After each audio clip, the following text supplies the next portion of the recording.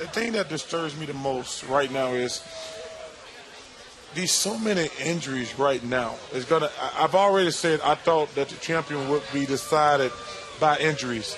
And it's unfortunate. You look at a team like Denver, you look at Derrick Rose back situation, injuries, this condensed schedule it's wreaking havoc on these players. Safe to say that if you're a player right now, you've never looked more forward to the All-Star break than you have this year? Yes, these guys are tired, they're banged up, these 3 days they're just going to rest, ice their knees, and get ready to hit that reset button and come back for the second half. I'm not sure about that because all the guys who need to rest at the All-Star game, That's in part, but he also got a lot of bumps and bruises that maybe he can heal. I think what you got to do, and I said this from the beginning, like Pop said the other night, like you said, he said, you know what, I just got to rest my players.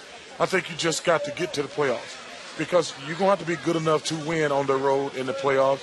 You just got to get to the playoffs healthy because there is no dominant team.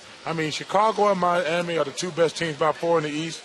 There's about 3 or 4 teams in the West. If they play well, they could win it. So you just got to get healthy and get to the playoffs.